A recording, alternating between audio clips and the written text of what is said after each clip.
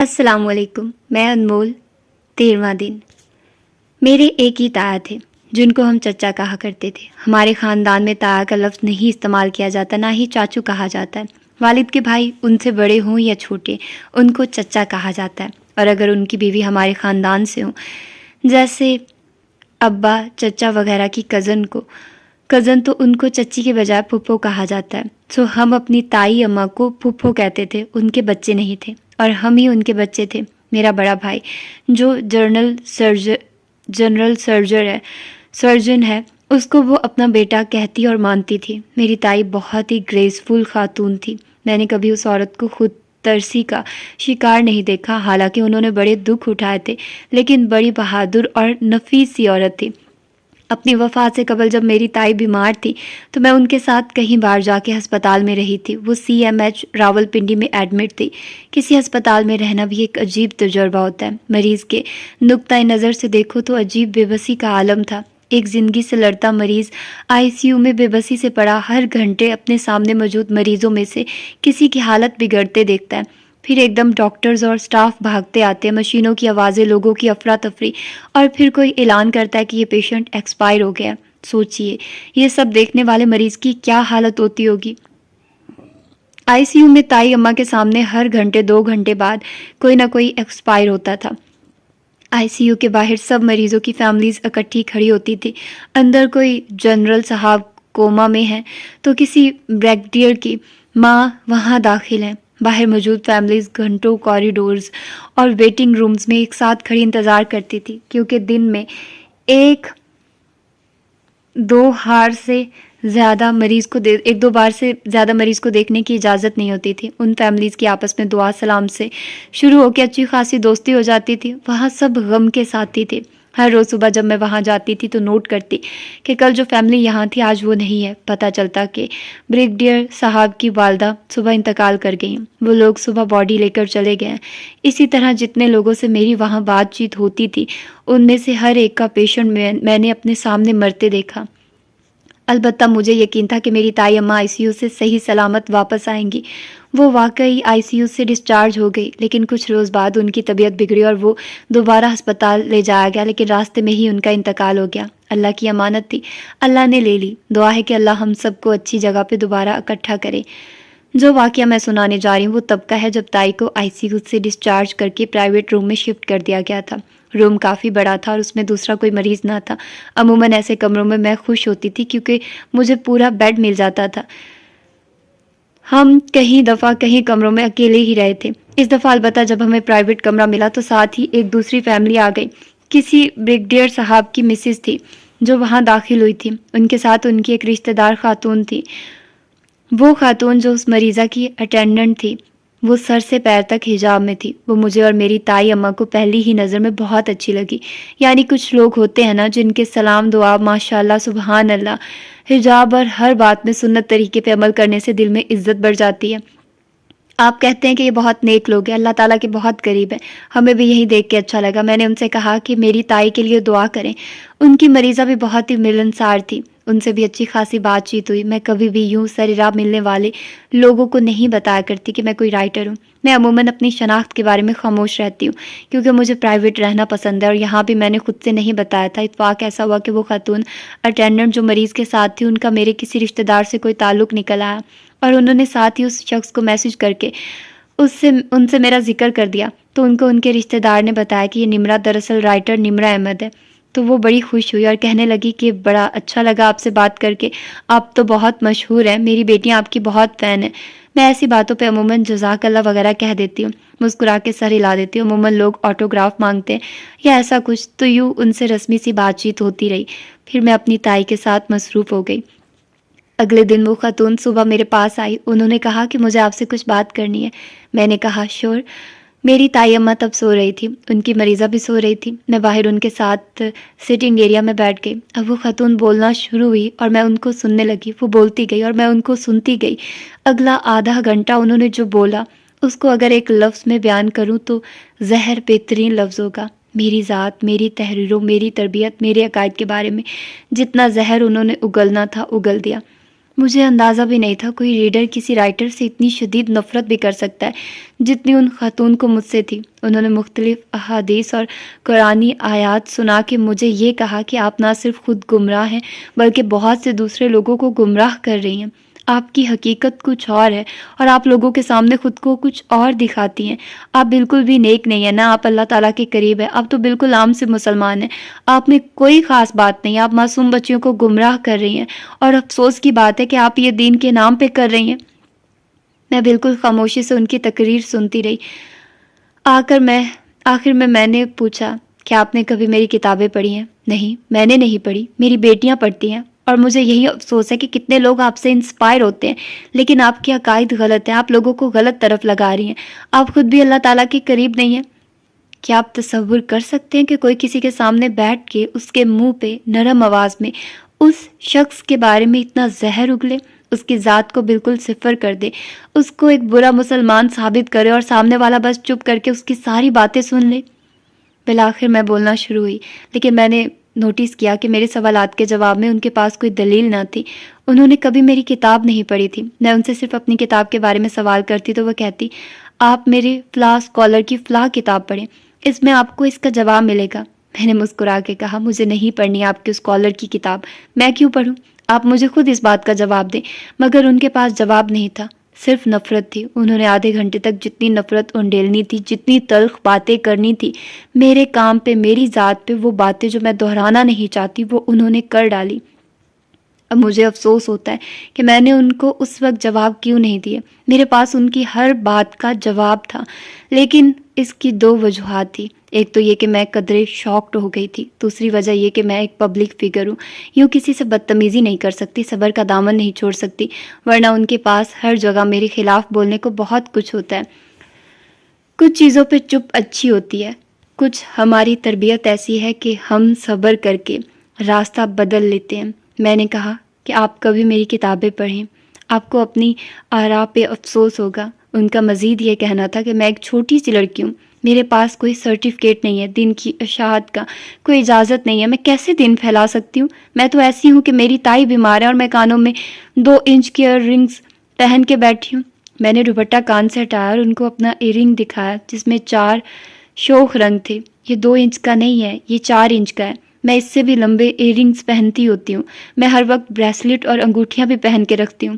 میری year rungs بھی میری طرح بہت صاف ستھری اور اچھے سے ڈریس اپ ہوتی ہیں۔ میں جیسی ہوں میں ویسی ہی لڑکیاں اپنے ہیروئنز بھی میری طرح بہت صاف ستھری اور اچھے سے ڈریس اپ ہوتی ہیں۔ میں جیسی ہوں میں ویسی ہی لڑکیاں اپنے ناولز میں دکھاتی ہوں، مگر میں نے کبھی کسی عورت کو اتنا ڈھیٹ اور نفرت میں اتنا اندھا نہیں دیکھا جتنی وہ خاتون تھی۔ وہ بولے جا رہی تھی۔ وہ میری ریڈر بھی نہیں تھی اور وہ اتنی ججمنٹل تھی کہ حد نہیں۔ میں تحیر سے انہیں سن رہی تھی۔ میں نے اس کے بعد ان سے بات نہیں کی، میں وہاں سے اٹھ گئی۔ میری تائی اس وقت سوتی جاگتی کیفیت میں تھی، دروازہ کھلا تھا یا کیا، انہوں نے اکثر باتیں سن لی تھی۔ انہوں نے مجھے بعد میں کہا کہ اس عورت سے زیادہ بات نہ کرو۔ مجھے شروع میں اس کے سبحان اللہ، جزاک اللہ نے متاثر کیا تھا، لیکن میں اس دن کو نہیں پہچانتی جو کسی کو یوں ہرٹ کرنے کی اجازت دے۔ اور پھر وہ مجھ پہ غصہ ہوئی، تم نے اس کو کھری کھری کیوں نہیں سنائی؟ میں نے ٹھنڈی سانس بھر کے سوچا کہ میں کبھی نہ کبھی جواب ضرور دوں گی۔ ہم رائٹرز ہیں اور رائٹرز کا ایسے دل نہیں دکھانا چاہیے، وہ آپ کو کسی کتاب میں شامل کر کے مار بھی سکتے ہیں اور ویلن بھی بنا سکتے ہیں۔ اور دل تو میرا بہت دکھا تھا، میرا دل اتنا دکھا تھا کہ مجھے جسمانی طور پہ سینے پہ درد شروع ہو گئی تھی۔ میرے ساتھ بہت کم دفعہ کسی نے ایسی نفرت کا اظہار کیا ہوگا، ایسے کتنے لوگ ہیں جن سے میری دوستی یا تعلق ختم ہو گیا لیکن وہ بھی مجھ سے ایسی نفرت نہیں کرتے۔ مجھے اللہ تعالیٰ کے بندوں میں سے کسی نے ایسی نفرت کبھی نہیں دی تھی جو میں نے اس عورت کے الفاظ میں اپنے لیے دیکھی۔ مجھے ان کی باتوں سے اتنی تکلیف ہوئی تھی کہ میں بیان نہیں کر سکتی۔ کوئی جو آپ کو جانتا نہیں ہے وہ کیسے کہہ سکتا ہے کہ آپ اللہ سے قریب نہیں ہیں؟ ہو سکتا ہے میں واقعی اللہ سے قریب نہ ہوں، ہو سکتا ہے میں اتنی ہی بری ہوں جتنا اس نے مجھے پیش کیا تھا، لیکن ان کو کس نے حق دیا تھا میرے منہ پہ مجھے یہ سب کہنے کا؟ میں ان کی باتوں سے اتنی زیادہ ہرٹ ہوئی کہ میری سمجھ میں نہیں آتا تھا کہ میں اس تکلیف کو اندر جذب کروں یا باہر انڈیلوں۔ آج تک مجھے ملنے والے کسی ریڈر نے ایسے نہیں کیا تھا۔ سوشل میڈیا پہ کی بورڈ کے پیچھے چھپ کے تو بہت سے لوگ بہت کچھ کہہ دیتے ہیں اور میں اکثر کی پرواہ نہیں کرتی، لیکن یوں میرے سامنے کسی نے کبھی ایسے اتنی نفرت کا اظہار نہیں کیا تھا۔ کیسے کر لیتے ہیں یار لوگ ایسے؟ میرا ہسپتال میں دم گھٹنے لگ گیا تھا۔ شام ہوئی تو میں باہر ہوا خوری کے لیے نکل آئی۔ میں نے اپنی ایک دوست کو بلا لیا اور ہم دونوں CMH کے ایک باغیچے میں جا کے بیٹھ گئے۔ سرما کے دن تھے، بارش کچھ دیر ہوئے رکی تھی اور اب ہوا ٹھنڈی تھی۔ وہاں سرسبز گھاس کے کتے بنے تھے جن میں بہت سے رنگوں کے پھول کھلے تھے، لیکن مجھے کچھ بھی اچھا نہیں لگ رہا تھا۔ میری دوست نے مجھ سے پوچھا کہ تم اتنی اداس کیوں ہو؟ میں نے فیصلہ کیا کہ تکلیف کو باہر انڈیل دینا بہتر ہوتا ہے۔ آج میں ایک عورت سے ملی جس نے کبھی مجھے نہیں پڑھا، صرف میرے کام کے بارے میں سن رکھا تھا اور کچھ اندازے لگا رکھے تھے، اور اس نے مجھ سے اتنی نفرت انگیز باتیں کہی کہ میں شاکڈ ہوں۔ میں واقعتاً شوق کے عالم میں بتا رہی تھی اور میں دکھی ہوں۔ کوئی مجھ سے اتنی نفرت کیسے کر سکتا ہے، وہ بھی دین کا نام لے کر؟ وہ ٹھہری صدا کی دانا انسان سوچ سوچ کے بولنے لگی، بنیادی طور پہ اس نے یہ کہا کہ تم اس قابل نہیں ہو کہ تم دین کے بارے میں بات کر سکو، اور یہ کہ تم اللہ تعالیٰ کے قریب نہیں ہو۔ ہاں ایسا ہی ہوا، اس نے اس بات میں سر ہلایا۔ مجھے اندازہ تھا کہ میری دوست اب آگے سے مجھے دلاسے دے گی، وہ کہے گی کہ کسی کی تنقید پہ دن خراب نہیں کرتے، اس کو دل سے نہیں لگاتے، وہ عورت تمہیں نہیں جانتی تھی، وغیرہ وغیرہ، وہی ٹپیکل نصیحت جو ہر ایک کو آج کل دی جاتی ہے۔ اپنی دوست کو یہ سب بتاتے ہوئے بھی مجھے لگ رہا تھا میں اپنے الفاظ ضائع کر رہی ہوں، کیونکہ وہ مجھے کچھ بھی ایسا نہیں بتا سکے گی جو میں پہلے سے نہیں جانتی۔ لیکن میری دوست نے یہ سب نہیں کہا، وہ بڑی سادگی سے بولی، دراصل تم اس کی باتوں کی وجہ سے اپسٹ نہیں ہو۔ میں واقعتاً حیران ہوئی کیونکہ میں اس کی توقع نہیں کر رہی تھی۔ ظاہر ہے میں اس کی باتوں کی وجہ سے ہی اپسٹ ہوں۔ نہیں، اس کی باتوں نے تمہیں دکھی نہیں کیا، تمہیں دکھ ان باتوں پہ یقین کرنے کی وجہ سے ملا ہے۔ دور اندر تم خود بھی اس سے متفق ہو، اس نے وہی کہا ہے جو تم خود اپنے بارے میں سوچتی تھی۔ میں آہستہ آہستہ پلکیں جھپک کے اسے دیکھ رہی تھی، میری زبان واقعتاً مفلوج ہو چکی تھی۔ تم اندر سے خود پہ شک کا شکار ہو، اس کو سیلف ڈاؤٹ کہتے ہیں، وہ کہے جا رہی تھی۔ تمہیں اس کی باتیں درست لگ رہی ہیں، تم اپنے آپ کو اپنی نظروں میں ان الزامات سے بری نہیں کر پا رہی۔ You do not approve of your self. مسئلہ وہ عورت نہیں ہے، اس کی یا ہزاروں لاکھوں لوگوں کی سوچ بدلنا مسئلہ نہیں ہے، مسئلہ تمہارے اندر ہے۔ اس نے اپنے سینے پہ مٹھی بنا کے دستک دی، مسئلہ یہاں ہے۔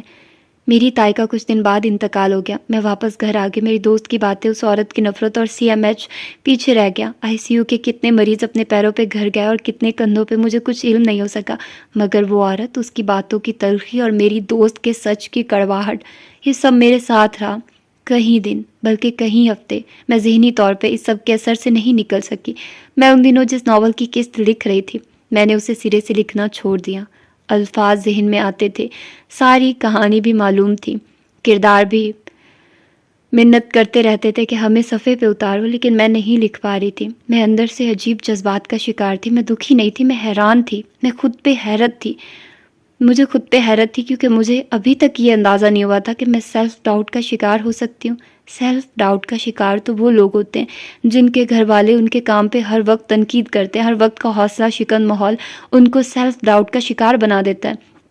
میرے گھر والوں نے تو مجھے ہمیشہ حوصلہ افزا ماحول فراہم کیا تھا۔ میں نے جو لکھا، جب لکھا، کسی نے نہ اعتراض کیا نہ حوصلہ شکنی کی۔ میری اماں فخر سے لوگوں کو بتاتی ہے کہ نمرا میری بیٹی ہے، اور لوگ ان سے میری تعریف کر کے پیار پیار سے کتابیں مانگ لیتے ہیں۔ ہر کچھ دن بعد اماں کے پاس میری کتابوں کی ساری کلیکشن ختم ہو چکی ہوتی ہے۔ اتنی نمرا احمد کی کتابیں کسی نے آج تک نہیں خریدی جتنی میری اماں کے بک شیلف نے خریدی ہیں۔ میرے ابا میری کتابوں پہ عموماً ہنس دیتے ہیں۔ ان کو ابھی تک یقین نہیں ہے کہ پاکستان میں لوگ ناولز خرید کے پڑھتے ہیں۔ ان کو نہیں معلوم کہ میں کیا لکھتی ہوں، لیکن جب لوگ ان کو آ کے بتاتے ہیں تو مجھے معلوم ہے کہ ان کو فخر محسوس ہوتا ہے۔ میرے بہن بھائی اپنے یونیورسٹی کالجز میں فخر سے میرا بتاتے ہیں اور اپنے دوستوں کے پیغامات مجھ تک پہنچاتے ہیں۔ جس دن حالم یا نمل کی قسط آنی ہوتی ہے، اس دن میرا 7-8 سالہ بھانجا اپنی ماں میری بہن کے لیے خود ناشتہ بناتا تھا تاکہ اس کی ماں وقت ضائع کیے بغیر اس کو کہانی سنائے۔ میری 6 سالہ بھانجی نے نمل کی آخری ایک ساتھ میں خود سے گیس کر لیا تھا کہ سرخ مفلر والا کون نکلے گا۔ میرے بہن بھائیوں نے آج تک مجھے اتنا نہیں کہا کہ فلاں ناول میں آپ نے یوں کرنا تھا۔ ہاں، بھانجے بھانجیوں کے تھوڑے بہت اعتراضات ہوتے ہیں، جیسے 6 سالہ بھانجی کا نمل کے اوپر سب سے بڑا اعتراض یہ تھا کہ جب زمر کی لفٹ میں پانی بھرا اور وہ ڈوبنے لگی تو آپ نے یہ نہیں بتایا کہ اس کے پرس اور موبائل کا کیا بنا۔ پورے پاکستان کو زمر کی فکر تھی اور اس محترمہ کو اس کے پرس اور موبائل کے گیلے ہونے کا خوف کھایا جا رہا تھا۔ ایسے ماحول میں لکھنے والی لڑکی سیلف ڈاؤٹ کا شکار کیسے ہو سکتی ہے؟ سیلف ڈاؤٹ تو ان لوگوں کو ہوتا ہے جن کو اپنے آپ پہ یقین نہیں ہوتا، جن کی شخصیت کمزور ہوتی ہے۔ میرے ساتھ بے شک بہت سے مسئلے رہے ہیں، جیسے میں نے اپنا ایسے خیال نہیں رکھا جیسے رکھنا چاہیے تھا، لیکن میں ہمیشہ سے بہت مضبوط شخصیت کی رہی ہوں، یعنی کہ اپنی کمزوریاں چھپا لیتی تھی۔ میرے خاندان میں سب کہتے ہیں کہ یہ بڑی اسٹرانگ لڑکی ہے، پھر میرے اندر سیلف ڈاؤٹ کہاں سے آ گیا؟ میں ایک دن بیٹھی یہ سب سوچنے لگی، میں اور سیلف ڈاؤٹ، مجھے تو ہمیشہ اعتماد ملا ہے، محبت ملی ہے، میں پریویلیج رہی ہوں، اور یہاں تک پہنچ کے میں چونک گئی، جیسے کوئی گہری نیند سے آپ کو جگا دے اور اتنے برسوں بعد آپ کو سمجھائے کہ آپ میں سیلف ڈاؤٹ کہاں سے آیا۔ بالآخر مجھے اپنی الجھن کا سرا مل گیا تھا۔ میری کہانی کو یہی روک لیتے ہیں، کیونکہ میری کہانی کو مزید سمجھنے کے لیے آپ کو پہلے سیلف ڈاؤٹ کو سمجھنا ہوگا۔ سیلف ڈاؤٹ کیا ہے؟ یہ لوگوں میں کیوں پیدا ہوتا ہے؟ اب جو میں بتانے جا رہی ہوں اس کے مطابق آپ نے خود کو دیکھنا اور پرکھنا ہے، کہیں آپ میں تو یہ موجود نہیں، اور اگر ہے تو اس کی جڑ تک پہنچنا ہے۔ اس کتاب میں جہاں میری کہانی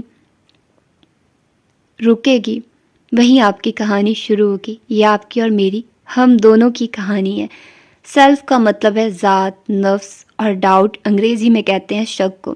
ذات پہ شک کا کیا مطلب ہوا؟ یعنی اپنی ذات پہ یقین نہ ہونا، اپنے کام پہ اعتماد نہ ہونا، یہ سمجھنا کہ میں جو بھی کر لوں وہ کبھی کافی نہیں ہوگا، میں سب کے لیے، کیا کسی خاص شخص کے لیے کبھی کافی نہیں ہوں گا، مجھ سے کچھ ٹھیک نہیں ہوتا، مجھ سے کبھی کچھ ٹھیک ہوگا بھی نہیں۔ اگر آپ سیلف ڈاؤٹ کا شکار ہیں تو آپ کو کوئی نیا کام شروع کرتے وقت 100 طرح کے وہم میں لحاق ہو جاتے ہیں۔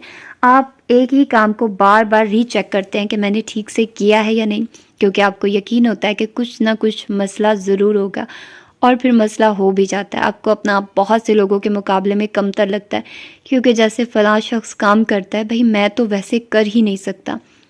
سیلف ڈاؤٹ آپ کے اندر کب شروع ہوتا ہے؟ عموماً بچپن سے، یا بعض اوقات ٹین ایج سے۔ اگر آپ کے گھر، اسکول یا دوستوں میں کوئی ایسا شخص تھا جو ہمیشہ آپ پہ تنقید کرتا تھا، آپ کے ہر کام میں نقص نکالتا تھا، جس کے آگے آپ بول نہیں سکتے تھے، تو اس شخص کا رویہ آپ کے اندر سیلف ڈاؤٹ پیدا کرتا ہے۔ آپ ہر دفعہ اپنے کام کو بہتر طور پہ کرنے کی کوشش کرتے تھے، لیکن کچھ نہ کچھ غلط ہو جاتا اور ان کو بولنے کا موقع مل جانا چاہتا تھا۔ وہ آپ کی تعریف کرتے تھے، لیکن بہت کم، بہت ہی کم۔ البتہ وہ تعریفی لمحات آپ کو آج بھی یاد ہے، جب ایسے شخص نے آپ کے بارے میں کچھ اچھا کہا، آپ کو وہ یاد رہ گیا، کیونکہ ایسا بہت کم ہوا، لیکن آپ کو یہ بھی یاد ہے کہ ان کی نظروں میں آپ ایک کمتر مقام پہ رہے ہیں۔ اس شخص کے لیے آپ جو کر لیں آپ کبھی کافی نہیں ہو سکتے، کبھی آپ کو اس پہ غصہ آتا تھا، لیکن اس کے باوجود آپ اکثر ایسے کام کرنے کی کوشش کرتے تھے جن سے وہ خوش ہو جائے۔ اس شخص کی تعریف بہت معنی رکھتی تھی، اور اس کا اپروول اس سے بھی زیادہ معنی رکھتا تھا۔ اپروول کیا ہوتا ہے؟ کسی کا آپ کے کام، جذبات یا ذات کو اوکے کر دینا، آپ کو قبول کرنا اور کہنا کہ ہاں تم ٹھیک کر رہے ہو، یہ ہوتا ہے کسی کو اپروو کرنا۔ لیکن آپ کے بچپن سے اس شخص نے، جو ماں باپ، بڑے بہن بھائی یا کوئی ٹیچر ہو سکتا ہے، ہمیشہ آپ کو یہ بتایا کہ آپ ناسمجھ ہیں، آپ میں اتنی عقل نہیں ہے، آپ کو کچھ پتہ نہیں چلتا، نہ آپ کو ڈھنگ سے کچھ کرنا آتا ہے۔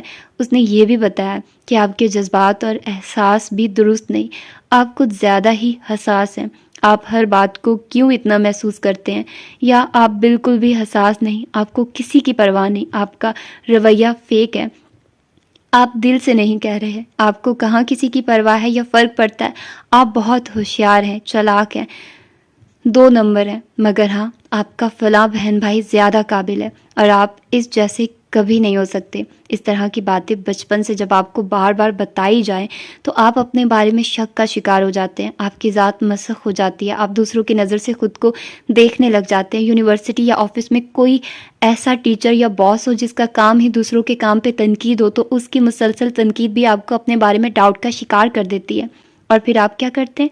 آپ ساری عمر اسی شخص کو خوش کرنے میں لگا دیتے ہیں کہ آپ کا دل چاہتا ہے کہ آپ کو کوئی بڑا کارنامہ انجام دے اور اس ایک شخص کو دکھا کے اس کو امپریس کر سکے۔ وہ ایک شخص ہم سب کی زندگی میں موجود ہے، کوئی رشتہ دار، کوئی بہن بھائی، ماں باپ، کوئی دوست، کوئی ہے جس کو آپ کچھ بن کے دکھانا چاہتے ہیں، اس کو امپریس کرنا چاہتے ہیں، اور بعض اوقات دل چاہتا ہے کہ کچھ اتنا بڑا کرے کہ فلاں ہم سے جلے، لیکن دراصل نہ آپ کسی کو جلانا چاہتے ہیں، نہ امپریس کرنا، اور نہ ہی تعریف کروانا۔ آپ کو صرف ان لوگوں کا اپروول چاہیے ہوتا ہے جنہوں نے کبھی آپ کو اپروو نہیں کیا۔ لیکن اگر آپ کچھ بہت بڑا کر لیں تب کیا ہوتا ہے؟ وہ آپ کی تعریف نہیں کرتے لیکن بظاہر مسکرا کے سر ہلا دیتے ہیں۔ اب کی بار وہ آپ کو ریجیکٹ نہیں کرتے۔ اب کہیں برس گزر چکے ہیں، رویے بدل چکے ہیں، وہ لوگ نرم پڑ چکے ہیں۔ اب تو وہ کچھ سخت بھی نہیں کہتے، لیکن پھر بھی آپ کا دل خوش کیوں نہیں ہوتا؟ وہ تعریف کرے یا نہ کرے، آپ کو ان کا اپروول چاہیے تھا، اور کسی کا اپروول ایسی چیز ہے جو ایک دفعہ ملنے سے دل نہیں بھرتا، دل خالی ہی رہتا ہے۔ یہ بار بار چاہیے ہوتا ہے، ایک دفعہ سے تسلی نہیں ہوتی، ایک چیز میں بھی تسلی نہیں ہوتی، یہ ہر بار ہر چیز میں درکار ہوتا ہے۔ ہمارے اکثر نفسیاتی مسئلوں کا سرا ہمارے بچپن میں چھپا ہوتا ہے۔ کیا آپ کو معلوم ہے کہ ہماری جنریشن کے بارے میں کہا جاتا ہے کہ ہم ایک ایسی نسل ہیں جو نیند سے جاگ رہی ہے؟ ہم سے پچھلی نسل اپنی ذات کے بارے میں اتنی آگاہ نہیں تھی جتنے ہم ہیں، یا شاید ہم ہونے کی کوشش کر رہے ہیں، چونکہ ہم ابھی نیند سے جاگے ہیں، سو ہم اپنے مسائل کے سرے ڈھونڈنے میں نکلتے ہیں۔ کچھ سال بعد ہمارے ہاں شاید ماں باپ یا اساتذہ کو چھوٹے بچوں کے نفسیات کا خیال کرنا آ جائے، لیکن ہم سے پچھلی نسل کو یہ نہیں معلوم تھا۔ سو عمر کے پہلے 5 برس میں ہم جس طرح لوگوں کے ساتھ اٹیچ ہوتے رہے، اسی کو ہم نے زندگی کا پیٹرن بنا لیا ہے۔ بہت سے لوگ یہ بات نہیں جانتے، لیکن جو لوگ بڑے ہو کے بھی محبت اور نفرت میں سٹیبل نہیں ہوتے، یعنی شدید رویے کا شکار رہتے ہیں، پیاسے رہتے ہیں، ہر وقت توجہ کے طالب رہتے ہیں، وہ ایسا اس لیے کرتے ہیں کیونکہ وہ بچپن میں کبھی محفوظ طریقے سے کسی سے جذباتی طور پر اٹیچ نہیں ہو سکے تھے۔ اس کو سیکیور اٹیچمنٹ کہتے ہیں، یعنی صحت مندانہ اور محفوظ طریقے سے کسی کے ساتھ اٹیچ ہونا۔ ایسا کب ہوتا ہے؟ جب آپ کو کسی نے آپ کے لیے محبت نہ دی ہو، توجہ نہ دی ہو، اور جب بھی کسی نے محبت کی اس نے بہت سی شرائط باندھی، یوں آپ بس ان کو خوش کرنے میں لگے رہے۔ آپ چاہتے تھے کہ ویسے بن جائیں اور وہ کام کرے جن سے وہ انسان آپ سے خوش ہو۔ بعض اوقات ماں باپ بھی اپنی اولاد کو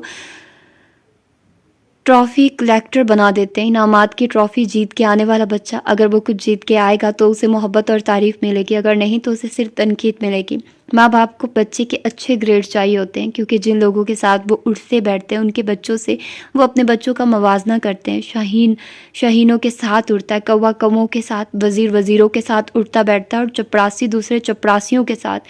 لوگ اپنے جیسے لوگوں کے ساتھ مقابلہ اور موازنہ کرتے ہیں، اور ایسے میں اپنی اولاد کو ٹرافی کلیکٹر بنا دیتے ہیں۔ بچے کو لگتا ہے کہ اگر ہم نے ماں باپ کو خوش کرنے کا کام نہیں کیا تو وہ ہم سے محبت نہیں کریں گے۔ ایسے بچے کبھی اپنے ماں باپ سے غیر مشروط طریقے سے اٹیچ نہیں ہو پاتے۔ ایسا نہیں ہے کہ ایسے ماں باپ کی محبت یا قربانی میں کوئی کمی ہے، میں نے کہا نا، ہم سے پچھلی نسل ان چیزوں سے واقف نہیں تھی، اسی لیے ان میں سے اکثر کی توقعات اور طریقہ تربیت بچے کی شخصیت کو مسخ کر دیتی ہے۔ اگر آپ ایک ماں یا باپ ہیں تو اپنے بچے کی رائے اور چھوٹی چھوٹی کوششوں کو اپروو کرنا سیکھیے، اس کو سیکیورٹی کا احساس دلائیں۔ وہ آپ کو کامیابی نہیں لا کے دے گا، تب بھی آپ اس سے محبت کریں گے۔ کل میری بھانجی مہنور نے ایک پینٹنگ بنا کے مجھے واٹس ایپ کی، میں نے اس پینٹنگ کی شان میں وہ کلابے ملائے اور کہا کہ میں بہت امپریسڈ ہوئی ہوں۔ اس نے کہا کہ اس نے یہ صرف ٹریس کی ہے، میں نے کہا تب بھی یہ بہت اچھی ہے، میں نے سیدھی لائن بھی نہیں لگا سکی۔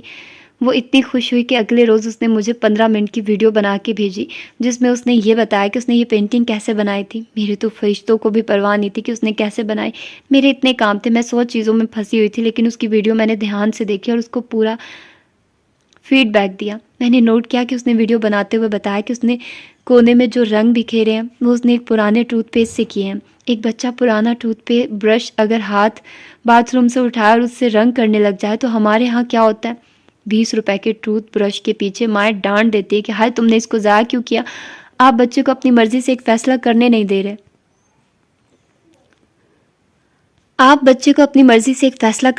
رہے، اور آپ چاہتے ہیں کہ آپ کے بچے کامیاب انسان بنے۔ مہنور کو اس کے ماں باپ نے ٹوتھ برش لینے دیا اور اس کو وہ سب کرنے دیا جو وہ کر رہی تھی، تاکہ اس میں اعتماد پیدا ہو۔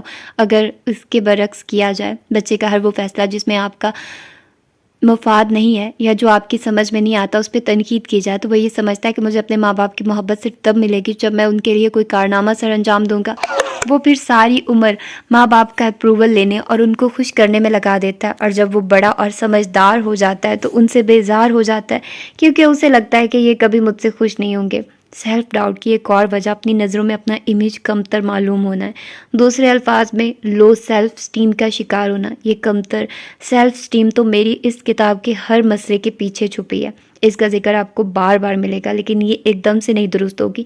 آپ کو اس ایک ایک مسئلے کو پکڑنا ہوگا جو آپ کی سیلف اسٹیم کو کم کر کے آپ کو سیلف ڈاؤٹ کا شکار کرتا ہے، اور پھر اپنا علاج خود کرنا ہوگا۔ جس شخص کی سیلف اسٹیم کم ہوتی ہے وہ کیسا ہوتا ہے؟ عربی میں کہا جاتا ہے چیزیں اپنے اعتقاد سے پہچانی جاتی ہیں۔ ضد کی جمع ہے، ضد یعنی الٹ، مطلب یہ کہ چیزیں اپنی الٹ سے پہچانی جاتی ہیں۔ رات کی تعریف کیا ہوتی ہے؟ جب روشنی ختم ہو جائے۔ غریب کی تعریف کیا ہوتی ہے؟ جس کے پاس دولت نہ ہو۔ ایسے ہی کمتر سیلف اسٹیم والا شخص کون ہے؟ جس کی سیلف اسٹیم اونچی اور اعلیٰ نہ ہو۔ جس کی سیلف اسٹیم بہت اونچی ہوتی ہے وہ ایسا شخص ہوتا ہے جس کی اپنے بارے میں ایک ڈیسنٹ رائے ہوتی ہے۔ اس کو غرور یا اکڑ نہیں ہوتی، لیکن وہ خود کو کسی سے کم بھی نہیں سمجھتا۔ وہ اپنے آپ کو ایک اچھا، محنتی، ایماندار اور لگن سے کام کرنے والا شخص خیال کرتا ہے۔ اسے اپنی قدر و قیمت کا احساس ہوتا ہے۔ اسے اپنی ذات پہ نہ شرمندگی ہوتی ہے، نہ ہی خود کو وہ ناپسند کرتا ہے۔ وہ جیسا ہے اسی کی بنیاد پہ وہ اپنے آپ سے محبت کرتا ہے، کیونکہ وہ خود کو اپنی خوبیوں اور خامیوں کے ساتھ قبول کر چکا ہے۔ کمتر سیلف اسٹیم والا شخص ایسے نہیں کرتا، چونکہ اس کے اندر اپنے لیے محبت نہیں ہوتی، وہ اپنی عزت نہیں کرتا، اسے اپنی قدر و قیمت کا احساس نہیں ہوتا، اور اس کے پاس اپنی کوئی ڈیفینیشن نہیں ہوتی۔ آپ ایسے شخص سے کہیں کہ خود کو ڈیفائن کرو تو وہ نہیں کر پائے گا۔ وہ دوسروں کو اپنے آپ کو ڈیفائن کرنے دیتا ہے، کیونکہ اس کو اپنی پہچان نہیں ہوتی، اس کی ویلیو کیا ہے، اس کی باؤنڈریز کیا ہیں، جنہیں کسی کو عبور کرنے کی اجازت نہیں۔ اس نے اس سب کو کبھی بیٹھ کے طے ہی نہیں کیا تھا۔ یہ سب طے کرنا ہم اگلے ابواب میں پڑھیں گے، اس لیے اسے اپنے آپ پہ ہمیشہ شک رہتا ہے۔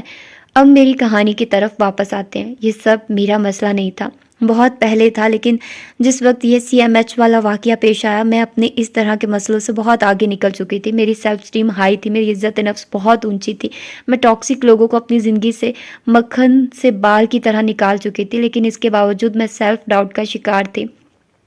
وہ ہوتا ہے نا ایک مرحلہ جب آپ صرف حیران ہوتے ہیں کہ آپ کا تو خیال تھا آپ تندرست ہو چکے، اپنے نفسیاتی مسئلے حل کر چکے ہیں، تو یہ کیا ہوا؟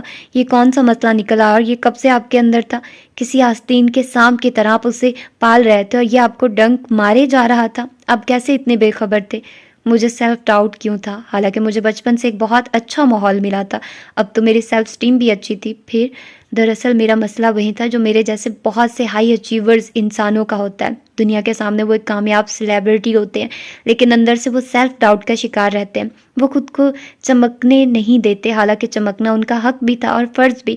حق ایسے کہ اللہ تعالیٰ نے ہم سب کے اندر ایک روشنی رکھی ہے، ہم سب کے اندر، بھلے ہم ذہین ہیں یا کم ذہین، امیر ہیں یا غریب، ہم نے اسے باہر آنے دینا ہے۔ اور فرض کریں اس طرح کہ جب ہم اس روشنی کو چمکنے دیتے ہیں تو یہ ہمارے ارد گرد پھیلتی ہے اور دوسرے لوگ اس کو دیکھ کے اپنے اندر کی روشنی کو باہر لاتے ہیں۔ ہمارے چمکنے سے دوسرے چمکتے ہیں، جیسے چاند کی کوئی روشنی نہیں ہوتی لیکن سورج کی روشنی ہے، وہ چمکتا ہے اور اس کے تاریخ خد و خال خوبصورت نظر آنے لگتے ہیں۔ ایسے ہی اللہ کی یہ زمین جس پہ ہم رہتے ہیں یہ بھی سورج کی روشنی سے چمکتی ہے۔ دن کا وقت ہمیں متحرک کر دیتا ہے اور جب روشنی چلی جاتی ہے اور اللہ کا آسمان اندھیر ہونے لگتا ہے تو موڈ پہ ڈپریشن اور اداسی چھانے لگتی ہے۔ روشنی ہمیں چمکنے کا موقع دیتی ہے، ہمارے چمکنے سے دوسرے بھی چمکتے ہیں، لیکن میرے جیسے کچھ لوگ خود کو چمکنے دینے سے ہچکچاتے ہیں۔ کیوں؟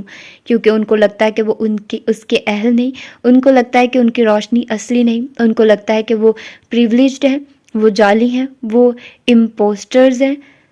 اس کو نفسیاتی اصطلاح میں امپوسٹر سنڈروم کہا جاتا ہے، اور میں ایک عمر تک امپوسٹر سنڈروم کا شکار رہی ہوں۔ امپوسٹر کے بارے میں ہم بعد میں بات کریں گے، پہلے ہم اس لفظ پریویلیجڈ کو سمجھتے ہیں۔ پریویلیج انگریزی میں کہتے ہیں کسی خاص مراعات کو، خاص فوائد، نعمتیں، انعامات، سہولیات جن لوگوں کو حاصل ہوں، وہ پریویلیجڈ لوگ ہوتے ہیں۔ وہ لوگ جو سہولیات کے ساتھ پیدا ہوئے، آسانیوں اور محبتوں میں بڑے ہوئے، ان کے پاس پیسہ بھی تھا اور معاشرے میں مقام بھی، اس لیے بہت سی چیزیں ان کے لیے آسان تھی۔ کچھ لوگوں کا پریویلیج ان کی دولت اور معاشرتی سٹیٹس ہوتا ہے۔ میرا پریویلیج یہ بھی تھا، لیکن اس کے ساتھ میرا ذہن بھی تھا۔ مجھے اللہ تعالیٰ نے بہت اچھا ذہن عطا کر رکھا تھا۔ میں عام لوگوں سے جلدی چیزیں سمجھ لیتی تھی، جلدی مسئلوں کے حل نکال لیتی تھی۔ میں ہر کام کو کرنے کا سب سے آسان اور سموتھ سسٹم بنا کے کام کرتی تھی۔ میرے مقابلے میں میرے گھر کام کرنے والی ماسی مسئلوں کے حل شاید ایسے نہ نکال سکتی ہو، کیونکہ وہ پریویلیجڈ نہیں تھی۔ میں نے وہ مسئلے نہیں دیکھے جو اس نے دیکھے، رزق کے مسئلے، جسمانی بیماریوں کے مسئلے اور ایسے کئی مسئلے جن سے اللہ نے مجھے محفوظ رکھا۔ اس لیے اگر میں اچھا لکھ لیتی تھی تو اس میں میرا کمال نہ تھا، یہ اس لیے تھا کیونکہ میں پریویلیج تھی۔ مجھے بہت جگہ محسوس ہوا کہ اللہ تعالیٰ نے مجھے ہر طرف سے آسانیوں میں رکھا تاکہ میں اپنی تحریروں پہ فوکس کر سکوں۔ میرے پاس یہ پریویلیج نہ ہوتے تو میں رائٹر نہ بن سکتی۔ میں اپنے کامیاب رائٹر ہونے کا کریڈٹ اپنے پریویلیجز مراعات کو دیتی تھی، اور اس چیز نے میرے اندر ایک گلٹ پیدا کر دیا تھا۔ اس گلٹ نے مجھے یہ سکھایا کہ میں ایک امپوسٹر، جعلی انسان ہوں۔ امپوسٹر وہ ہوتا ہے جو خود کو وہ ظاہر کرتا ہے جو وہ ہوتا نہیں ہے۔ میرے نزدیک میں ایک امپوسٹر تھی۔ میری کامیابیاں نہیں تھی کیونکہ یہ میرے پریویلیجز کی وجہ سے مجھے ملی تھی۔ جب لوگ میرے سامنے میرے کام کی تعریف کرتے تھے تو مجھے ہمیشہ لگتا تھا کہ یہ کسی اور کی بات کر رہے ہیں، یہ میری بات نہیں کر رہے۔ وہ مجھ سے پوچھتے تھے کہ آپ کیسے اتنا اچھا لکھ لیتی ہیں، اور میں کہتی تھی ڈالر کے بلیک پوائنٹر سے، کیونکہ مجھے نہیں معلوم ہوتا تھا کہ اس بات کا دوسرا کیا جواب دوں۔ میں لکھنے بیٹھتی ہوں تو لکھا جاتا ہے خود بخود، کبھی بالکل نہیں لکھا جاتا، ہر چیز اللہ کرواتا ہے، اور میں اس لیے لکھ لیتی ہوں کیونکہ نہ میں غریب تھی نہ کن ذہن۔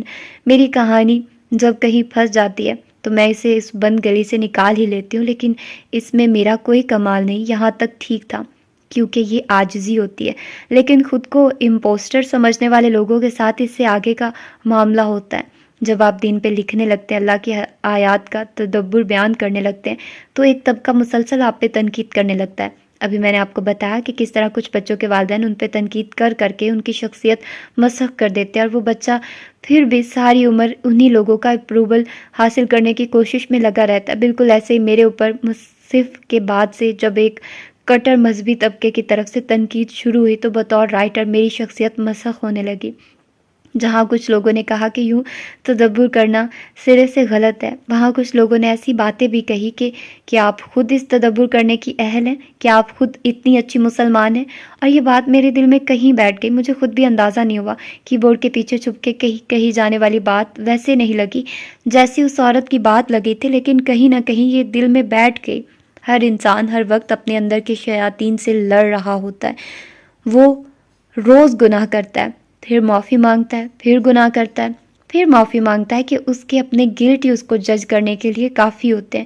اس دوران اگر دوسرے لوگ اس پہ انگلی اٹھانے لگ جائیں کہ تم اس قابل نہیں ہو، یا تم جو بھی کر لو تم اس قابل بن ہی نہیں سکتی کہ تم قرآن کا تدبر بیان کر سکو، تو وہ اپنے اوپر خود ہی یقین کرنا چھوڑ دیتا ہے۔ میں بھی اپنا یقین کھونے لگ گئی۔ میں نے نمل کی ہر قسم میں چند آیات پہ تدبر لکھا۔ میری بہت خواہش تھی کہ میں پوری ایک کتاب لکھ سکوں جس میں اللہ تعالیٰ کی آیات پہ غور و فکر کیا گیا ہو، لیکن میں نے یہ سمجھنا شروع کر دیا کہ میں اس قابل نہیں ہوں، اس لیے شاید میں کبھی اس سلسلے کو باقاعدگی سے شروع نہیں کر پاتی۔ میں ہر دفعہ سیلف ڈاؤٹ میں چلی جاتی تھی کہ میں ابھی اس قابل نہیں ہوں، میں گناہ کرتی ہوں، میری ایمان کا وہ لیول نہیں ہے جو ہونا چاہیے، میری 5 نمازیں مشکل سے پوری ہوتی ہیں، مجھے ابھی تک اپنا غصہ کنٹرول کرنا نہیں آیا جو کہ میری سب سے بڑی خامی ہے، میرے اندر ابھی تک بہت سے گناہ چھوڑنے کا ظرف پیدا نہیں ہوا، تو میں کیسے اللہ کی آیات پر تدبر کروں؟ جب لوگ میرے تدبر کی تعریف کرتے یا مجھے دعا دیتے یا کہتے کہ آپ بہت بڑا کام کر رہے ہیں، تو میں سوچتی یہ میرے بارے میں بات نہیں کر رہے، یہ اس رائٹر کے بارے میں بات کر رہے ہیں جس کو یہ اپنے خیال میں جانتے ہیں۔ سیلف ڈاؤٹ کا شکار لوگ اکثر یہی سوچتے ہیں کہ لوگ ہمیں نہیں جانتے اس لیے ہمیں اتنا پسند کرتے ہیں، ان کی تعریف پہ ہمارا حق نہیں ہے۔ ایسے میں وہ اپنے اور لوگوں کے درمیان دیوار کھڑی کر دیتے ہیں۔ بھی ایک لمبا عرصہ اپنے اور اپنے ریڈرز کے درمیان ایک دیوار دیکھی۔ میں بہت کم انٹرویوز دیتی تھی یا سوشل میڈیا پہ پوسٹیں لگاتی تھی۔ اگر آپ مجھے بطور ایک قاری کے جانتے ہیں تو آپ کو معلوم ہوگا کہ چند سال پہلے تک میں اتنی اوپن نہیں تھی، میں اپنے ارد گرد کی دیواریں نہیں گراتی تھی کیونکہ جس رائٹر کی لوگ تعریف کرتے تھے وہ میں نہیں تھی، لوگ مجھے نہیں جانتے تھے، وہ مجھے میرے ناول کے کسی کردار کی طرح سمجھتے تھے، پرفیکٹ، حالانکہ میری خامیاں بہت زیادہ تھی اور جو خوبیاں تھیں وہ میرا پریویلیج تھی، میں ان کے ساتھ پیدا ہوئی تھی، مجھے اللہ نے لکھنے کے لیے وقت دیا تھا، فرصت دی تھی، کہیں ذمہ داریاں میرے اوپر سے ہٹا دی تھی۔ اب ایسے میں اتنا نہ لکھتی تو کون لکھتا؟ اور پھر کیا ہوا؟ CMH میں ملنے والی ایک اجنبی عورت نے مجھے وہی باتیں کہی جو میرے اندر کسی زہریلے بیج کی طرح دبی تھی، اور تب میں نے کیا سوچا، یہ ایسے نہ کہتی، اگر اس نے میری کتابیں پڑھی ہوتی، اگر یہ میری ریڈر ہوتی تو یہ میرے لکھے کام کو سمجھتی ہوتی۔ اور اس دن مجھے احساس ہوا کہ میں جو سمجھتی تھی کہ میرے قارئین مجھے نہیں جانتے کیونکہ میں وہ نہیں ہوں جو وہ سمجھتے ہیں تو میں غلط تھی. میرے قائرین ہی سب سے زیادہ مجھے جانتے ہیں، کیونکہ میں جو ہوں میں اسی کو الفاظ میں ڈھال کے لکھ دیتی ہوں. آپ وہ ہوتے ہیں جو آپ کے خیالات اور خواب ہوتے ہیں. وہ سب میری کتابوں میں لکھا ہے. مجھے کیوں یقین تھا کہ اگر اس نے میری کتابیں پڑھی ہوتی تو وہ ایسے نہ کہتی، کیونکہ میری کتابیں ہی میں خود ہوں. اس دن مجھے معلوم ہوا کہ میں جعلی انسان نہیں ہوں، میں سچ ہوں، میں اصلی ہوں. پھر کیا ہوا؟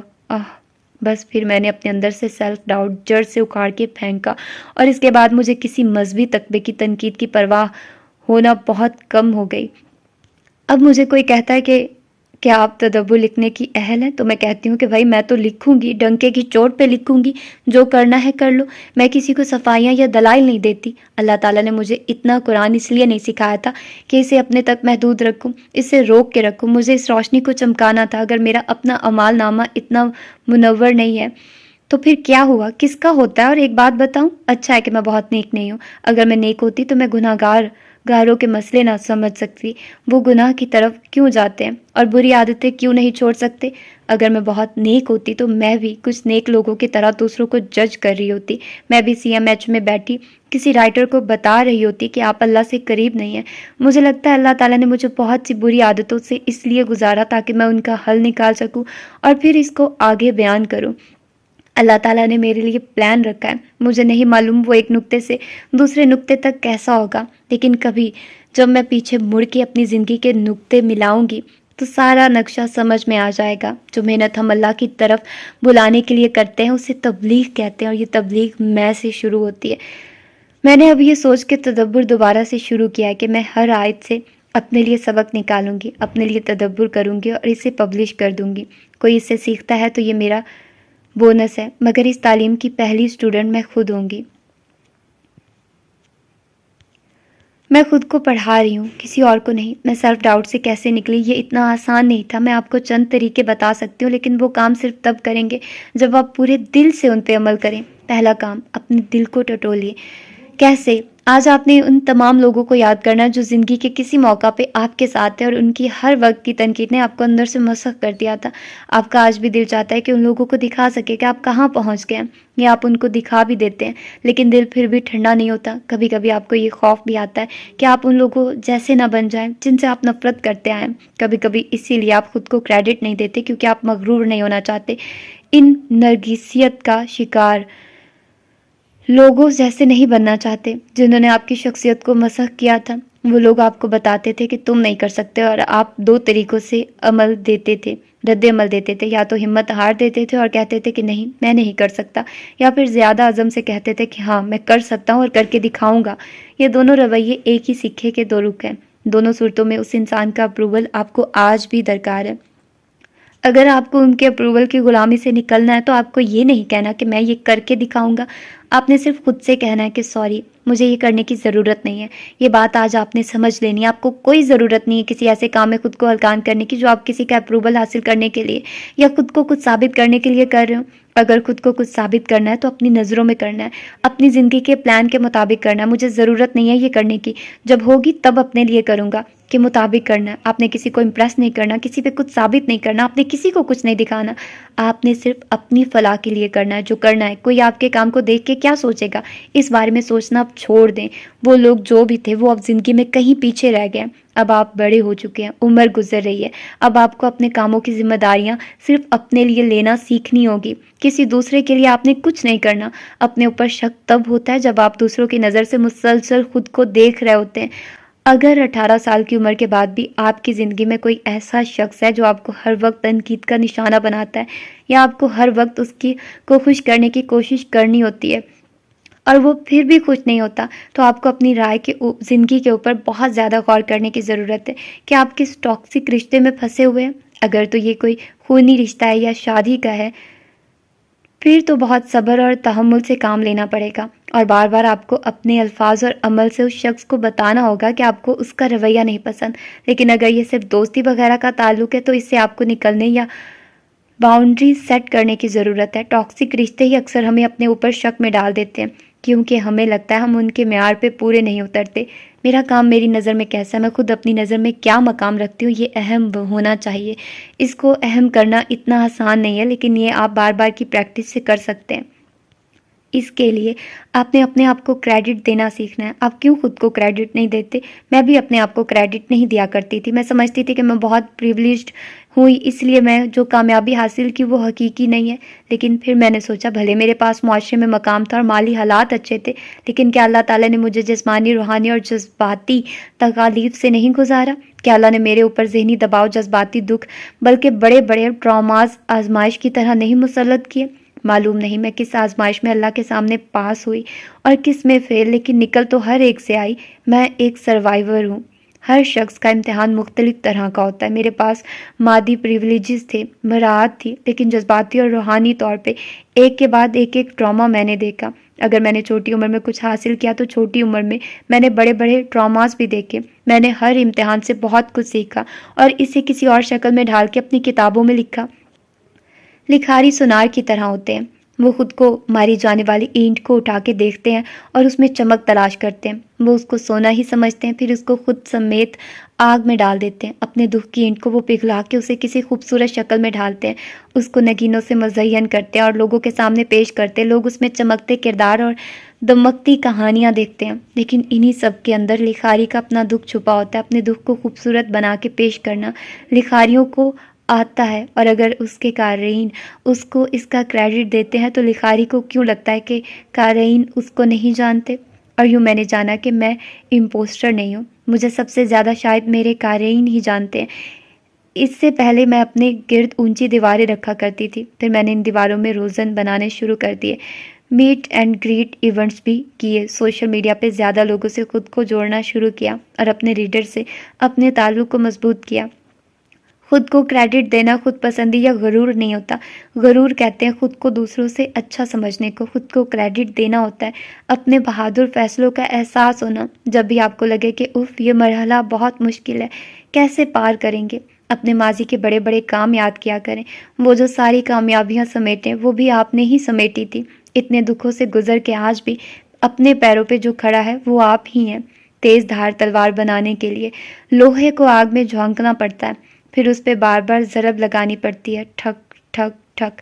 قدرت کے امتحان ہتھوڑوں کی طرح بار بار آپ پہ برستے رہے اور ہر ضرب آپ کو مضبوط بناتی گئی۔ جب آپ اپنے پرانے کام یاد کریں گے تو خود پہ اعتماد محسوس ہوگا۔ ایک بات کا یقین کر لے، آپ کی کامیابی ریئل ہے۔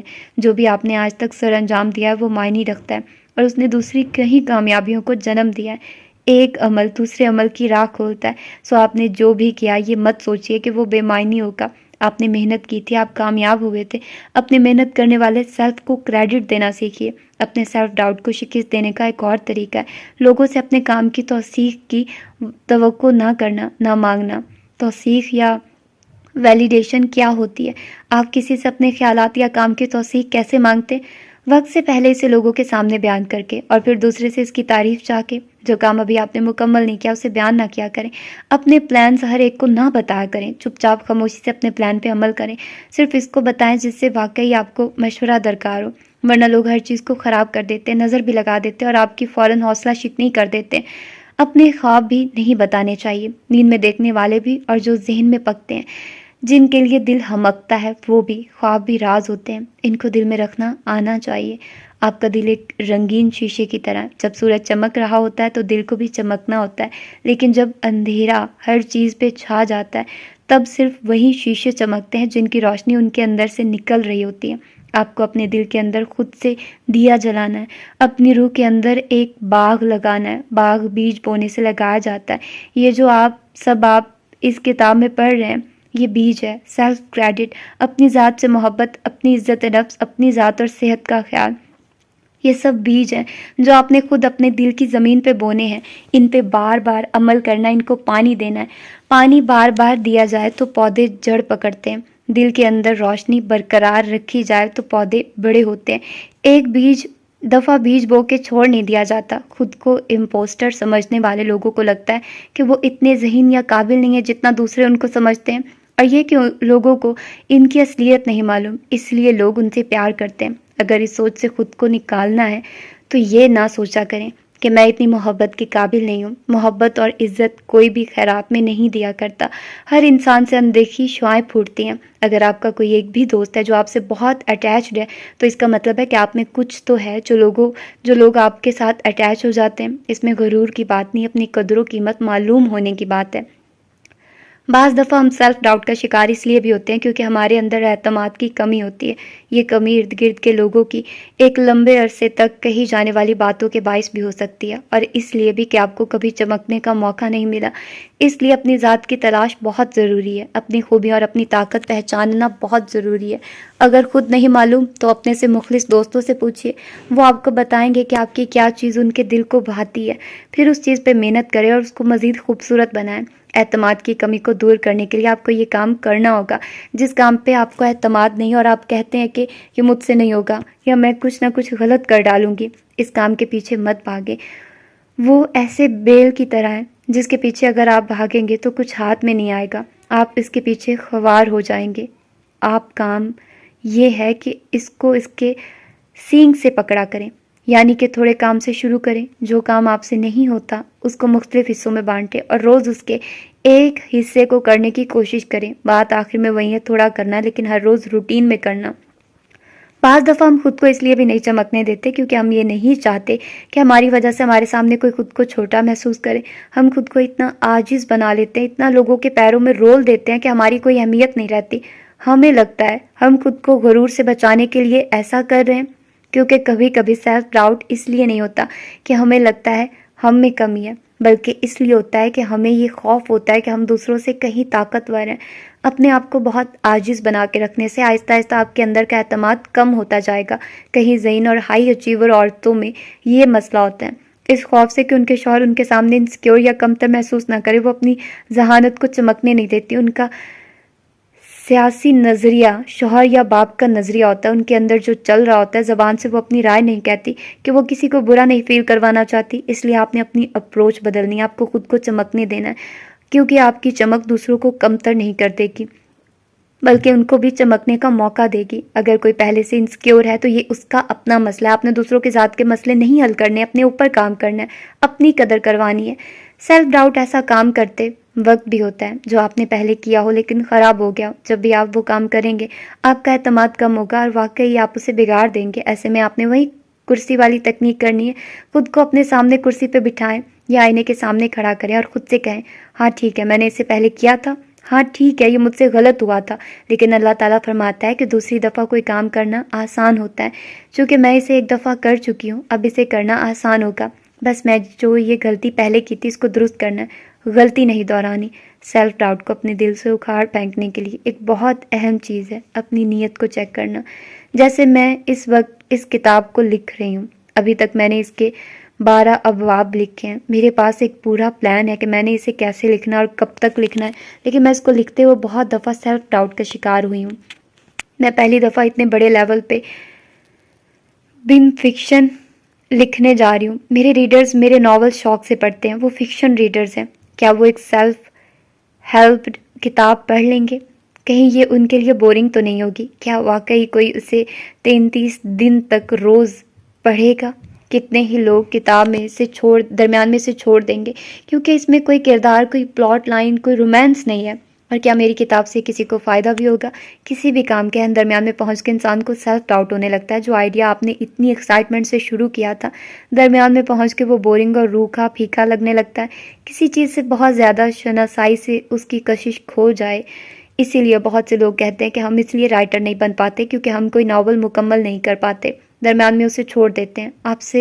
آپ کا کام جوش شروع کرواتا ہے، جوش کی عمر کم ہوتی ہے، یہ درمیان میں ہی غائب ہو جاتا ہے۔ اس کے بعد وہ پروجیکٹ آپ سے آپ کی عادت مکمل کرواتی ہے۔ ہر روز لکھنے کی عادت۔ میں جب بھی کچھ لکھ رہی ہوتی ہوں درمیان میں پہنچ کے میرا جوش کھو جاتا ہے۔ جیسے اس کتاب کو لکھتے وقت میں سیلف ڈاؤٹ کا شکار ہو رہی ہوں، کیا یہ کتاب کامیاب ہوگی؟ ایسے میں شک و شبے سے ایک ہی طریقے سے نکلا کرتی ہوں۔ میں اپنے اصل کی طرف واپس جاتی ہوں، یہ کتاب کامیاب ہوگی یا نہیں، اس بات کو چھوڑ دیتی ہوں۔ یہ سوچتی ہوں کہ میں یہ کتاب کیوں لکھ رہی ہوں؟ میں یہ کتاب اس علم کو آگے پہنچانے کے لیے لکھ رہی ہوں جو اللہ نے مجھے عطا کیا۔ کبھی کتابوں سے، کبھی تجربے سے، کبھی زندگی سے۔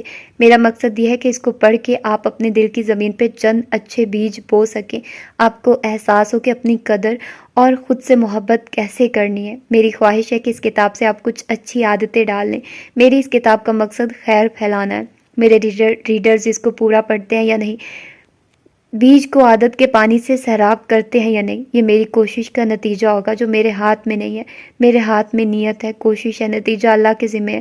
سو جب کسی کام میں شک آ جائے، یعنی کہ خود پہ شک آ جائے کہ پتہ نہیں آگے کیا ہوگا، تو اپنی نیت کو تازہ کریں۔ میری نیت یہ ہے کہ میں انسان کو اللہ سے اور پھر خود انسان سے ملواؤں، اس کو اللہ کی اور اس کی اپنی پہچان کرواؤں۔ اب آگے کسی کو فائدہ ہو یا نہ ہو، وہ میری حد سے باہر کی چیز ہے۔ آپ نے صرف اسی چیز کے لیے پریشان ہونا ہے جو آپ کے اختیار میں ہے، یعنی آپ کا کام۔ نتیجہ اللہ پہ چھوڑنا ہے۔ نیت کو درست کرنے اور تازہ کرنے کے لیے ایک چیز بہت ضروری ہے، اس نیت کو اپنے کانوں میں دہرانا، خود سے کہنا کہ میری یہ اور یہ نیت ہے۔ زبان سے نکلنے والا ہر لفظ طاقتور ہوتا ہے۔ آپ کے الفاظ کی ضرورت آپ کے اپنے کانوں کو بھی ہے۔ خود کو بھی بار بار کہا کریں، میں یہ بہت اچھے سے کر رہی ہوں، یا میں یہ اللہ کے لیے کر رہی ہوں۔ نیت پہلے خالص نہ ہو تب بھی بار بار یہ دہرانے سے وہ بہتر ہو جاتی ہے۔ جب انسان کی نیت صاف ہو تو نتیجہ اللہ تعالیٰ اچھا ہی کیا کرتا ہے، یا دنیا میں یا آخرت میں یا دونوں میں۔ سیلف ڈاؤٹ ایسے کاموں میں بھی آتا ہے جو آپ پہلی دفعہ کر رہے ہوتے ہیں۔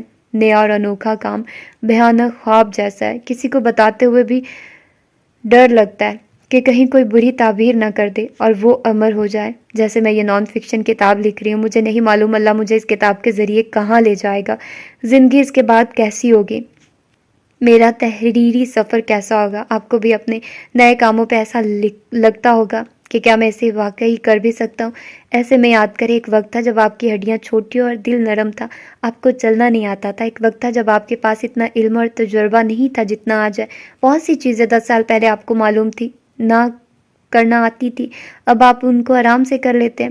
اتنا کچھ پہلے بھی تو سیکھا ہے نا آپ نے زندگی سے، یہ بھی سیکھ جائیں گے۔ چلنا سیکھ لیا، بولنا سیکھ لیا، عمر بڑھی تو لکھنا پڑھنا سیکھ لیا، لوگوں سے بات کرنے کا طریقہ آ گیا، کام کرنے کا ڈھنگ آ گیا، جاب کرنا سیکھ گئے، یہ بھی کر لیں گے۔ اور اگر اس میں کہیں گر گئے تو کوئی بات نہیں، آپ اٹھ کھڑے ہوں گے۔ جب آپ چھوٹے تھے تو آپ کو لوگوں کے اپروول درکار ہوتے تھے، اب آپ کو نہیں درکار، کیونکہ آپ بچے نہیں رہے۔ آپ کی تعلیم، عمر اور تجربے نے آپ کو سب سے مختلف انسان میں ڈالا ہے۔ دنیا میں کوئی ایک بھی آپ جیسا نہیں ہے، سب مختلف ہیں۔ آپ سے اگر کوئی غلط فیصلے ہوئے ہیں تو وہ آپ کے حصے کی غلطی ہیں، اور بعض دفعہ ہمیں خود کو اپنے حصے کی غلطیاں کرنے دینا چاہیے، ورنہ ہم میچور کیسے ہوں گے۔ بعض دفعہ سیلف ڈاؤٹ مقابلہ بازی کی وجہ سے ہوتا ہے، کسی اور سے نہیں، خود سے مقابلہ۔ آپ سوچتے ہیں میں ایک بہت کامیاب کام کر کے نکلا ہوں، اگر میرا اگلا کام اتنا کامیاب نہ ہوا، اگر وہ پہلے جیسا نہ ہوا تو کیا ہوگا۔ اپنی اپروچ درست کریں۔ آپ کو اپنا ہر نیا کام پچھلے کام جیسا کرنا ہی نہیں ہے۔ کوئی دو سفر ایک جیسے نہیں ہو سکتے، کوئی دو لوگ ایک جیسے نہیں ہو سکتے۔ ہر کام، ہر نیا پروجیکٹ مختلف ہوتا ہے۔ زندگی میں آنے والے ہر نئے شخص کے ساتھ تعلق بھی مختلف ہوتا ہے۔ آپ ایک ہی دریا میں 2 بار نہیں اتر سکتے۔ گزشتہ کامیاب کام جب آپ نے کیا، آپ یہ انسان نہیں تھے، آپ ہر پل بدل رہے ہوتے ہیں۔ اب آپ ایک مزید میچور انسان ہیں۔ آپ کا مقابلہ اپنے ساتھ صرف کوشش میں ہے، نتائج میں نہیں۔ آپ نے اپنی گزشتہ کامیابی کی فوٹو کاپی نہیں تیار کرنی، اس کامیابی کو آگے لے کر چلنا ہے، اس کو بڑھانا ہے۔ ہر نئے کام کو الگ کام سمجھ کے ٹریٹ کیا کریں تو اپنے کام پہ شک کم ہونے لگے گا۔ اور آخر میں آپ کا آج کا کام، آپ نے ایک جار لینا ہے، چینی پتی کا خالی ڈبہ ہی لے لیں، اس کو اچھی طرح صاف کر لیں، پھر کاغذ کی چند پرچیاں کاٹیں، 10 یا 10 سے زیادہ پرچیاں۔ ہر پرچی پہ آپ نے اپنی زندگی کی کامیابی لکھنی ہے۔ یہ کامیابی کوئی بھی ہو سکتی ہے، انسان میں، پڑھائی میں، جاب میں کامیابی، خاندان میں کسی کا مسئلہ حل کرنے کی کامیابی، کسی کی زندگی بہتر کرنے کی کامیابی، اپنے آپ میں کوئی اچھی عادت ڈال کے اس کا نتیجہ دیکھ لینے کی کامیابی، وزن کم کرنے کی کامیابی، اپنا کمرہ ڈیکوریٹ کرنے کی کامیابی۔ کوئی بھی ایسا کام جس کو کر کے آپ کا دل اپنے آپ سے خوش ہوا ہو، وہ کام ایک پرچی پہ لکھ کے اس کو رول کر کے اس جار میں ڈال لیں۔ یہ آپ کا اچھی یادوں کا جار ہے۔ اس کو آپ نے ہفتے میں ایک دفعہ اپنے بیڈ پہ انڈیلنا ہے، ایک ایک پرچی نکال کے پڑھنی ہے اور اس کو واپس رکھ دینا ہے۔ ہر ہفتے اس میں ایک پرچی کا اضافہ کر دیا کریں۔ بظاہر یہ آپ کو کوئی عام سی عادت لگے گی، لیکن میں نے کہا نا، یہ چھوٹی چھوٹی عادتیں عام نہیں ہوتی، یہ بیج ہیں، ان کے درخت بننے میں وقت لگے گا۔ آج کے سوالات: آپ کے خیال میں لوگوں کو آپ کی کیا بات ناپسند ہے جس کے بارے میں وہ آپ کے پیچھے باتیں کرتے ہیں؟ اپنی فینٹیسی ورلڈ میں جو کہ سب کی ہوتی ہے انکار مت کیجیے گا۔ جب آپ خود کو تصور کرتے ہو تو ایسی کیا شے آپ کے تصوراتی وجود میں ہوتی ہے جو حقیقی زندگی میں آپ کے اندر موجود نہیں ہے؟ وہ کون لوگ ہیں جن کا اپروول آپ کو چاہیے ہوتا ہے، یعنی آپ چاہتے ہیں کہ وہ آپ کی تعریف کرے اور آپ کی کامیابیوں کو تسلیم کرے؟ اپنے کس طرح کے کاموں، خوبیوں پہ آپ کو لوگوں کی تعریف و توصیف، چاہے سوشل میڈیا پہ ہو یا حقیقت میں، کا انتظار رہتا ہے؟ کیا بچپن میں یا اسکول کالج میں آپ کی کسی خامی کا مذاق اڑایا جاتا تھا؟ کیا کبھی کسی نے آپ کی کسی صفت کی وجہ سے آپ کا کوئی نک نیم رکھا، اور کیا آپ کو وہ نک نیم پسند تھا؟ کیا آپ نے اپنا غلط نک نیم رکھنے سے کسی کو منع نہیں کیا؟ کیا آپ اب لوگوں کو اس نک نیم سے خود کو بلانے سے منع کر سکتے ہیں؟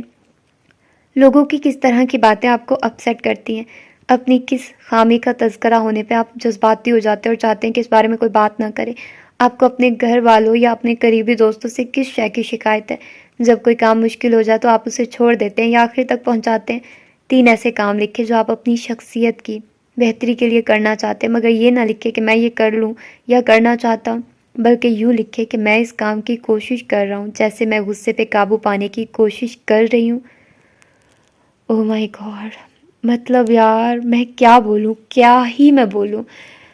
بہت بہت مزے کا انہوں نے لکھا ہے یار۔ میں کسی طرح شاید نمرہ احمد سے بات کر پاؤں، ویسے تو بہت زیادہ اب تو جیسے جیسے انسان ان سے لیول پر جاتا ہے نا، اس سے بات کرنا بہت زیادہ مشکل ہو جاتا ہے۔ ایسا نہیں ہے کہ وہ بندہ مغرور ہو جاتا ہے یا اس میں بہت غرور آ جاتا ہے، وہ انسان، وہ ایک سیلف ڈیفینس ہوتا ہے کہ آپ ہر کسی سے افیکٹ ہونا چھوڑ جاتے ہو۔ مطلب آپ کو لگتا ہے کہ یار اب کیا ہر کسی، اب میں اگر اپنی بات کروں نا، میں پہلے سوشل میڈیا پر نہیں تھی، کچھ 4-5 مہینے پہلے ہی، مطلب میں ناول تو پڑھتی تھی اور مجھے کمنٹس آپ لوگوں کے آتے رہتے تھے، اور میرے لیے بالکل وہ نارمل سی بات ہے کہ اچھا آپ لوگ کمنٹس کرتے ہو، آپ کو وائس پسند ہے میری، آپ لوگوں کو بہت اچھا لگتا ہے، تو میں بس اتنا زیادہ اس کو جذب نہیں کر پاتی، پتہ نہیں مجھے ابھی بھی میں اتنا زیادہ وہ اپنے اندر فیڈ نہیں کر پاتی۔ مجھے ہوتا ہے کہ بس یار میں تو نارمل سا ہی پڑھتی ہوں، پتہ نہیں کیوں آپ لوگوں کو اتنا زیادہ پسند آتا ہے، یہ شاید اسے ہی سیلف ڈاؤٹ کہتے ہیں۔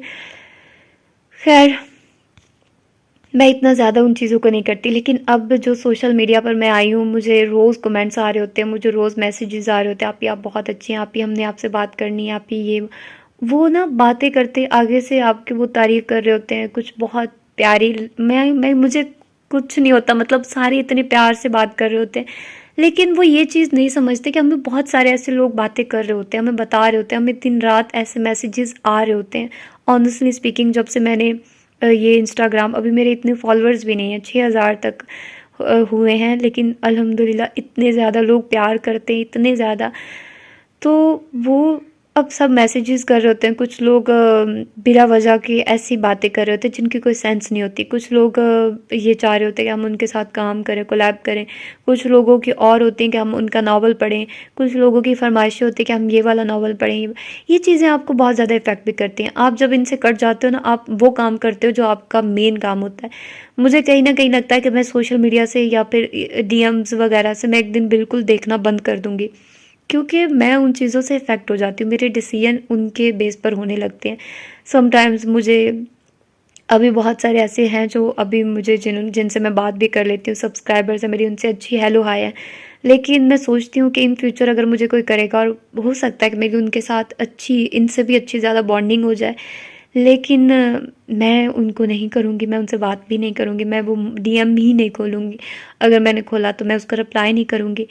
تو یہ چیزیں تھوڑی سی ہوتی ہیں آپ کی لائف میں، آپ کو ان چیزوں سے گزرنا پڑتا ہے، فیس کرنا پڑتا ہے۔ ایسا نہیں کہ میں مغرور ہو گئی ہوں، میں سب سے بہت اچھے سے بات کرتی ہوں، میں اپنی شو آف بھی نہیں کرتی۔ حال یہ ہے کہ سم ٹائمز میں اپنی باتیں بتا دیتی ہوں، میں فیوچر پلاننگ سب کے ساتھ شیئر کر رہی ہوتی ہوں، میں یہ کرنا چاہتی ہوں، میں وہ کرنا چاہتی ہوں، کہیں نہ کہیں مجھے یہ ہوتا ہے کہ لوگ سوچے گا اچھا یہ اتنا کچھ کرتی ہے، یہ وہ، مطلب یار انسان ہوں میں بھی، میری بھی سوچ آ جاتی ہے ایسے۔ تو میں بہت ریلیٹ کر رہی تھی نمرہ سے کہ آپ کو نہیں اپنے پلانز بتانے چاہیے، اور یہ صحیح بات ہے کہ کچھ فائدہ نہیں ہوتا، کیا بتا کر کچھ بھی نہیں ہوتا۔ میں نے اپنی وہ کیا کہتے ہیں نا کہ ان چیزوں پر بہت زیادہ فوکس کیا ہے۔ میرے گھر کا ہی مسئلہ کہہ لو تو میرے گھر میں یہ ہوتا ہے کہ جتنا مرضی کام کر لو، آپ کو اینڈ پر یہی کہا جاتا ہے کہ بھئی کرتے کیا ہو تم، سارا دن بیلی بیٹھی رہتی ہے وہ، تو پھر آپ خود ہی بتاؤ کہ اچھا یہ چھوٹا چھوٹا کام کیا، تو وہ ان کی نظر میں کام ہی نہیں ہوتا. تو وہ بہت زیادہ مجھے، میں اپنے گھر کا ہی بتا رہی ہوں، تو وہ اتنا میرے لیے ہوتا ہے نا. تو اب میں نے کام والی رکھوائی ہوئی ہے، تو اس کو مطلب میں نے کہا کہ بس وہ کام کرے گی، میں نے نہیں کام کرنا. تو پھر بھی ان کو ہوتا ہے بھئی اب ہم ایک کام کریں، ہمارا وہ کام نہیں، ہم کچھ اور کام کرنا چاہتے ہیں، ہمیں ساری زندگی یہ کام نہیں کرنا. مطلب ایسا نہیں ہے کہ میں کام کر نہیں سکتی یا مجھ سے ہوتا نہیں ہے، لیکن میں ایک الگ سے بتا رہی ہوں. اگر نمرا احمد لکھ سکتی ہیں تو اس کو لکھنے کا ٹائم دیا جائے، نہ کہ اس کو یہ کہا جائے کہ بھئی تم کوکنگ کرو، تمہیں کوکنگ کرنی ہے تو وہ کوئی اور کوک رکھ سکتی ہیں. وہ کہہ دے کہ میں یہ کام کر رہی ہوں تو اس کے متبادل کے طور پر ہاں یہ کوک رکھ سکتے ہیں، ٹھیک ہے. تو میرا بھی وہی سین ہے کہ میں اور کچھ بہت زیادہ کچھ ٹرائی کرنا چاہتی ہوں. میرے اور ڈفرینٹ خواب ہے، میری مینٹل جو اپروچ ہے وہ ڈفرینٹ ہے. تو اب کہیں نہ کہیں مجھے یہ ہے کہ مجھے یہ سب چیزوں، ایک ہوتا ہے نا کہ آپ کو وہ نہیں کیا جاتا، آپ کو اتنا زیادہ سپورٹ نہیں کیا جاتا. آپ جو کرنا چاہتے ہو آپ کو کہوں کہ ہاں تم کرو، بنداس کرو جو تم کرنا چاہتے ہو، تو ہم تمہیں نہیں روکیں گے. ایسا نہیں ہے. آپ کو اپنے کام کے لیے آپ کو اپنی دلائل دینے پڑتے ہیں، آپ کو اگلے بندے کے دماغ میں یہ بات بٹھانی پڑتی ہے کہ اس کا کیا سوچ کر میں کر رہی ہوں. ٹھیک ہے آپ ناکام بھی ہو جاتے ہو، آپ کبھی کر بھی پاتے ہو، تو وہ بھی آپ کے ہی پھر ذمہ آئے گا. اگر آپ کامیاب ہوتے ہو تو وہ بھی پھر اس میں سب کا بھی ہوتا ہے، لیکن اگر آپ ناکام ہوتے ہو تو وہ صرف آپ کی ہی ناکامی ہوتی ہے، وہ سب کی ناکامی نہیں ہوتی. تو یہ چیزیں ہیں جس سے ہر انسان کو گزرنا پڑتا ہے، خود کی چیزیں دیکھنی پڑتی ہیں. اور یہ بہت اچھی بک ہے، یہ فکشن سے بھی بڑھ کر ہے. جو فکشن میں ہم تھوڑا بہت ہمیں میسیجز ملتے تھے، ہمیں کچھ نہ کچھ سیکھنے کو ملتا تھا، وہ سارا کچھ اس ایک کتاب میں ہے. کوٹ کر بھر کر انہوں نے اس کتاب میں ہمیں دے دیا ہے. تو یہ ساری چیزیں بہت اچھی ہیں، سیکھنے والوں کے لیے بہت کچھ اس میں ہے. جو سیکھنا چاہ رہے، جنہوں نے نہیں سیکھنا تو ان کے لیے اس سر کے اوپر سے گزر جائے گا. تو اپنا ڈھیر سارا خیال رکھیے گا. ملتے ہیں اس کے اگلے لیسن میں، اگلے دن میں. اللہ حافظ.